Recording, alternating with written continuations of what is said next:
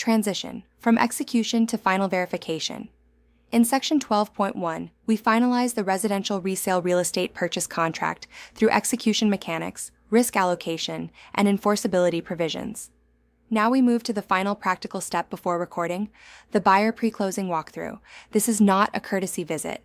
It is a contractual right tied directly to the due diligence section and the remedies section. The walkthrough bridges performance and enforcement. It verifies that the seller has maintained the property in substantially the same condition and completed agreed repairs. In the metropolitan Phoenix market, where properties may sit vacant during escrow and weather events are common, this step is critical risk management. Purpose of the pre-closing walkthrough: the buyer or buyer's inspector completes the walkthrough prior to QOE.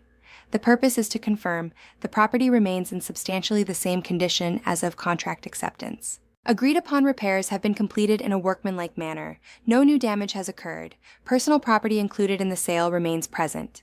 This connects directly back to the condition of premises warranty in Chapter 11 and the risk of loss clause in Chapter 12. Gilbert example buyer agreed with seller to repair HVAC and replace cracked window. Walkthrough confirms repair invoices and verifies functionality. This is performance confirmation before funds are released. Option 1. Property in substantially same condition. If buyer finds the property in substantially the same condition and all agreed repairs are complete, buyer signs confirming satisfaction.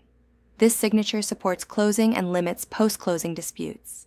Phoenix example buyer conducts walkthrough the morning before COE. Everything matches agreed terms. Buyer signs Section 1 and proceeds to recording. Once signed and COE occurs, buyer's leverage dramatically decreases. Option 2. Non-compliance identified, cure period triggered. If buyer finds that the property is in substantially the same condition, but specific agreed repairs were not completed, buyer lists exceptions and delivers the form.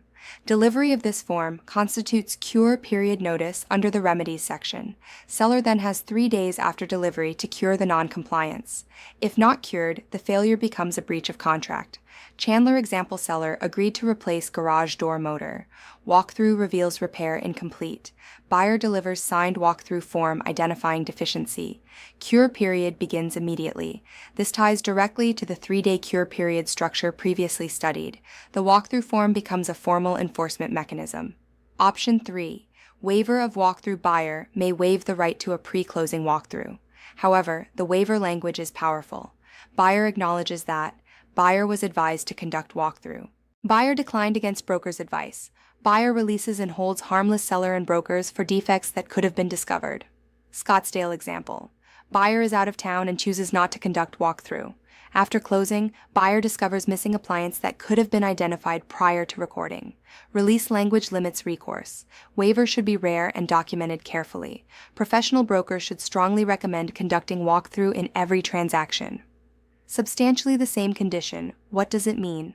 The standard is not perfection. It is substantial similarity to condition at contract acceptance, accounting for agreed repairs. Minor cosmetic changes do not typically constitute breach. Significant damage or failure to complete agreed repairs does. Peoria. Example. Minor scuff on wall from moving furniture likely does not justify cancellation. Flood damage discovered during walkthrough likely does. Reasonableness and materiality matter.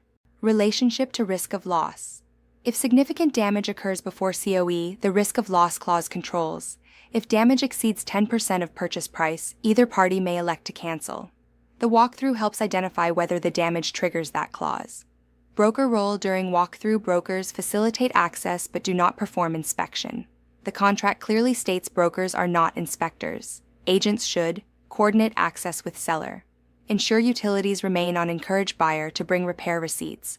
Document any deficiencies in writing immediately. Documentation protects everyone.